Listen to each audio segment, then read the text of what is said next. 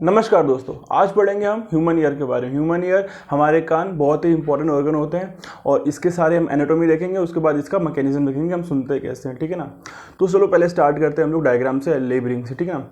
ये हमारा ईयर है, ठीक है ना। ईयर वाला जो एक्सटर्नल पार्ट उनको विजिबल होता है उसको बोलते हैं क्या, ईयर पिन्ना। 3 पार्ट में डिवाइडेड होता है, एक्सटर्नल पार्ट, मिडल ईयर, अपना इनर ईयर, ठीक है। तो जो ईयर पिन्ना होता है इसमें होती है एक मसल्स, कौन सी मसल होती है, ऑरिकल मसल्स। ऑरिकल मसल्स हमारे अंदर क्या हो जाती है, वेस्टिजियल ऑर्गन बन चुकी हैं।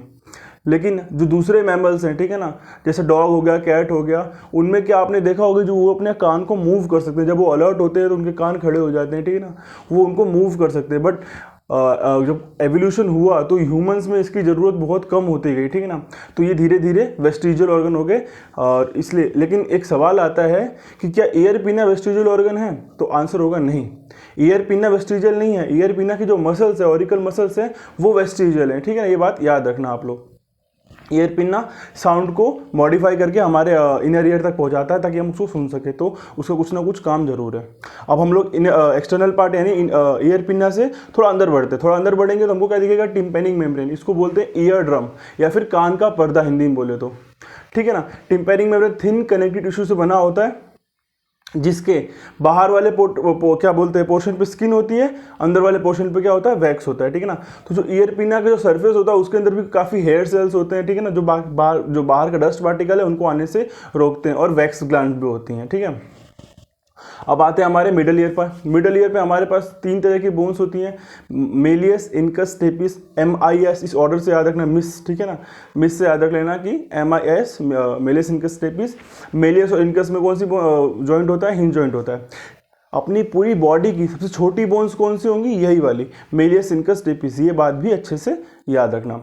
अब मिडल ईयर में ही एक ट्यूब निकल रही होगी, आप देख रहे होगे, इसको क्या बोल देंगे, यूस्टेचियन ट्यूब। यूस्टेचियन ट्यूब क्या करती है, जो मतलब बॉडी के बाहर का जो प्रेशर है और अंदर का जो प्रेशर है उसको मेंटेन रखती है। और कभी कभार जब एक्सेस साउंड हमारे ईयर में घुस जाता है, ज़्यादा साउंड घुस जाता है, तो जो यूजफुल साउंड नहीं होता है वो उसको भी रिमूव करने का काम करती है हमारी यूस्टेचियन ट्यूब, ठीक है ना। बहुत इंपॉर्टेंट पार्ट हो गया वो। अब हमारे पास मेलियस, इनकस, स्टेपिस हो गया। अब स्टेपिस के बाद हम सीधे पढ़ेंगे क्या, inner ear. Inner ear start होगा किससे, जब स्टेपिस किस में एंड होगा, एक विंडो होगी, मतलब एक मतलब ओपनिंग होगी इनर ईयर की तरफ, उसको बोलेंगे क्या, ओवल विंडो, ठीक है, ओवल विंडो। और उसके नीचे होगी राउंड विंडो। जब उधर से घूम के आ रहा होगा, घूम के क्या आ रहा, कोक्लिया। कोक्लिया होता है कर्व स्ट्रक्चर। इनर ईयर मतलब 2 पार्ट में डिवाइड होता है, हम लोग अभी डिस्कस करेंगे। इनर ईयर के 2 पार्ट पहले तुम समझ लो, ठीक है। इनर ईयर के 2 पार्ट कौन से होते हैं, एक तो हमारा कोक्लिया हो जाएगा और एक हमारा हो जाएगा क्या, वेस्टिबुलर अपैरेटस। कोक्लिया का फंक्शन होता है हियरिंग के लिए, सुनने के लिए, मेन जो रिस्पॉन्सिबल होता है वो हमारा कोक्लिया होता है, ठीक है ना। और जो वेस्टिबुलर अपैरेटस होता है वो हमारे बैलेंस के लिए होता है, ठीक है ना। हम जब चलते हैं उसके लिए, जो चलते हैं या फिर घूमते हैं, जो भी काम करते हैं हम लोग, उसमें जो बैलेंस हमारी बॉडी का मेंटेन रखता है वो वेस्टिबुलर अपैरेटस होता है। वेस्टिबुलर अपैरेटस फर्दर 2 पार्ट में डिवाइडेड होता है क्या, 3 सेमी सर्कुलर कनाल में और 2 ओटोलिथ ऑर्गन में। 2 ओटोलिथ ऑर्गन कौन से थे हमारे पास, सेक्यूल और यूट्रिकल, ठीक है ना। इसके बारे में भी आगे और डिटेल में पढ़ते हैं, बट अभी देख लेते हैं हमारे कोक्लिया कैसे बना है। तो जो ओवल विंडो, स्टेपिस जहां से एंड होगा वहीं से एक ओवल विंडो निकलेगा मिडल ईयर से इनर ईयर को कनेक्ट करते हुए। उसके वो 2 पार्ट में होता है। जो इनर ईयर होता है उसको हम लोग क्या बोलते हैं, लेबिरिंथ भी बोलते हैं, ठीक है ना। तो 2 तरह के लेबिरिंथ होते हैं, बोनी लेबिरिंथ और मेम्ब्रेनियस लेबिरिंथ। बोनी लेबिरिंथ नाम से मालूम पड़ा, जो सॉलिड स्ट्रक्चर होगा, जो बाहर वाला पोर्शन होगा उसको बोलेंगे, ठीक है ना। बोनी लेबिरिंथ में क्या होती है, पेरीलिम्फ होती है, जो लिम्फ होता है उसको पेरीलिम्फ बोलते हैं। और उसके अंदर वाला जो पार्ट होगा, जो जिसको बोलेंगे मेम्ब्रेनियस लेबिरिंथ, ठीक है ना, उसके अंदर होगा हमारे क्या, एंडोलिम्फ, और उसको बोलेंगे स्केला मीडिया।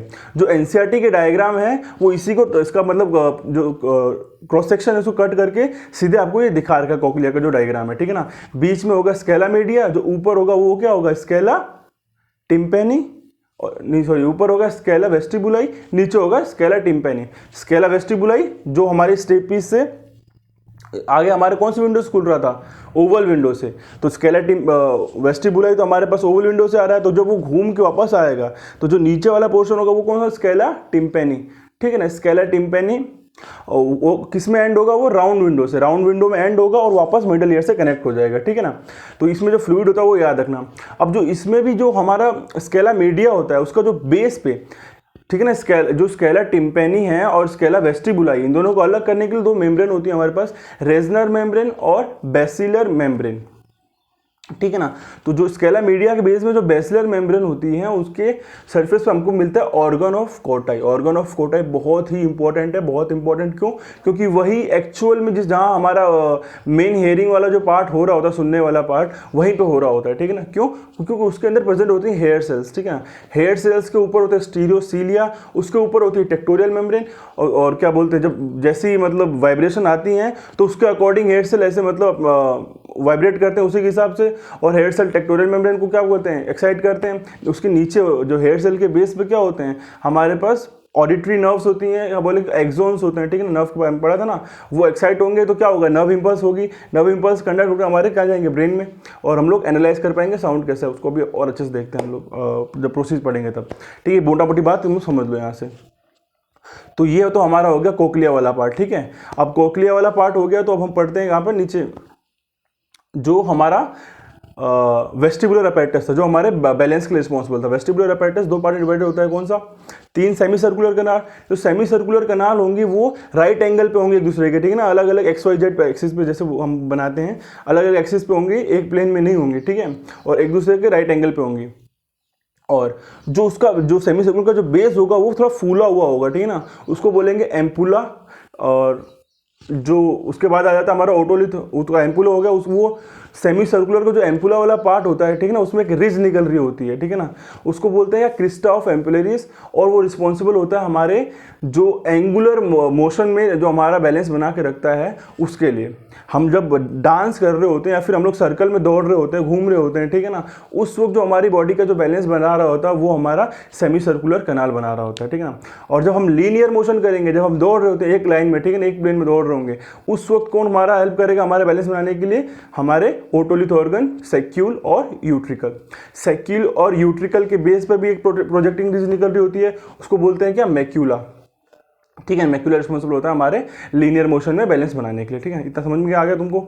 चलो ये तो होगी हमारी एनाटॉमी। अब आगे हमारे पास क्या मैकेनिज्म पढ़ते हैं हम लोग, फिजियोलॉजी एक्चुअल में। तो जैसे सपोज मैं बोल रहा हूँ, साउंड कैसे प्रोड्यूस हो रहा है, साउंड प्रोड्यूस हो रहा है जब मैं बोल रहा हूँ, मेरे जो लैरिंग्स है, ठीक है, वाइब्रेट कर रहे हैं, मेरे ब्रेन सिग्नल आ रहा है, ठीक है ना। अब लैरिंग से क्या निकल रहा है, एक साउंड निकल रहा है कैसा भी करके, ठीक है ना। जो हमारी टंग है इस तरह से कोऑर्डिनेट करके मतलब मूव हो रही है कि जो साउंड निकल रहा है वो कुछ ना कुछ सेंसिबल है, मतलब उसका कोई मीनिंग है, ठीक है। ऐसा ऐसा नहीं कुछ भी बोल रहा हूँ मैं, ठीक है। तो जो साउंड आया, साउंड क्या करेगा, साउंड एनर्जी है, वो क्या करती है, अगले वाले पार्टिकल्स को वाइब्रेट करेगी, ठीक है ना। वो अगले वाले पार्टिकल्स को वाइब्रेट करेंगे, वो अगले वाले पार्टिकल्स को वाइब्रेट करेंगे, इस तरह साउंड ट्रेवल करती है मीडियम में, ठीक है। तो साउंड हमारे ईयर पिन्ना तक आया, ईयर पिन्ना से टिम्पैनिक मेम्ब्रेन उसी तरह वाइब्रेट करेगी जैसा साउंड होगा, ठीक है। जैसा साउंड होगा उसी हिसाब से हमारी टिम्पैनिक मेम्ब्रेन आगे पीछे या फिर करो वाइब्रेट होंगी। टिम्पैनिक मेम्ब्रेन से आगे मेलियस इनकस भी उसी तरह वाइब्रेट होंगी, तुम देख सकते हो यहाँ पर, ठीक है, मेलियस इनकस स्टेपिस। और वो जो वाइब्रेशन है वो फर्दर इनर ईयर में ट्रेवल कराएंगे वो लोग। अब इनर ईयर में तो फ्लूइड होता है, फ्लूइड कौन सा हमारे पास, लिम्फ, ठीक है। तो जो लिम्फ में जो वाइब्रेशन होंगी वो जब पहुंचेंगे कहाँ पर, हमारे ऑर्गन ऑफ कोटाई में। ऑर्गन ऑफ कोटाई में मैंने पहले बताया था हेयर सेल्स होते हैं, ठीक है ना। हेयर सेल्स वाइब्रेट करेंगे उसके अकॉर्डिंगली, और हेयर सेल्स के नीचे होते हैं हमारे पास क्या, एक्सॉन।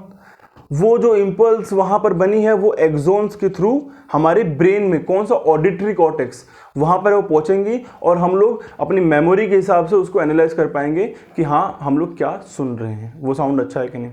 और छोटी मोटी बातें और याद रख लो कि हमारा जो क्या बोलते हैं लिसनिंग कैपेसिटी होती है वो 2000 से लेकर 20,000 हर्ट्ज तक होती है, ठीक है। ये तो बहुत पहले पढ़ रखा ऑनलाइन, बाकी बस थैंक यू, बाय।